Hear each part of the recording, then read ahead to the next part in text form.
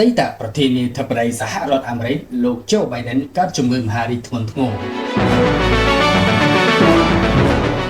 អតីតប្រធានាធិបតីអាមេរិកโจ Biden ត្រូវបានធ្វើរោគវិនិច្ឆ័យឃើញថាកើតជំងឺមហារីកក្រពេញប្រូស្តាតធ្ងន់ធ្ងរខណៈក្រុមគ្រួសាររបស់លោកកំពុងពិចារណាលើជម្រើសនៃការព្យាបាលតាមការចុះផ្សាយរបស់ BBC នៅថ្ងៃច័ន្ទទី19ខែឧសភាឆ្នាំ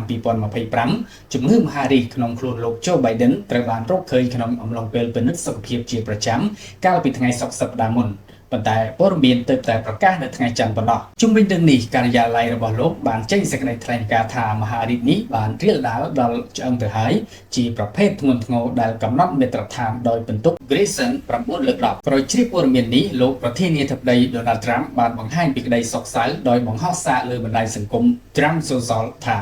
យើងសូមជូនពរដល់លោកជំទាវ Jael និងក្រុមគ្រួសារនិងសូមជូនពរឲ្យលោកโจឆាប់ជាសះស្បើយនិងជោគជ័យមហារីកក្រពេញប្រូស្តាតគឺជាមហារីកទូទៅបំផុតទី2ដែលកើតលើបុរសបន្ទាប់ពីមហារីកស្បែក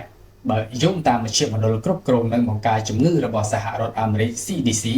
បុរស13នាក់ក្នុងចំណោម100នាក់នឹងវិវត្តទៅជាជំងឺមហារីកក្រពេញប្រូស្តាតនៅពេលណាមួយក្នុងជីវិតសូមជម្រាបថាកន្លងមកលោក Biden បានទទួលការព្យាបាលជំងឺមហារីកស្បែកដ៏ជោគជ័យម្ដងរួចទៅហើយកាលពីឆ្នាំ2023ពលគឺពេលដែលកាត់ដំណែងជាប្រមុខសេតាវិមានគាត់បានចេញដំបៅនៅលើទ្រូងក្នុងអំឡុងពេលពិនិត្យរាងកាយប្រចាំឆ្នាំគ្រូពេទ្យរបស់គាត់នៅពេលនោះបញ្ជាក់ថាវាគឺជាជំងឺមហារីកកោសិកា Basal ដែលជាប្រភេទមួយនៃជំងឺមហារីកស្បែកទូទៅបំផុត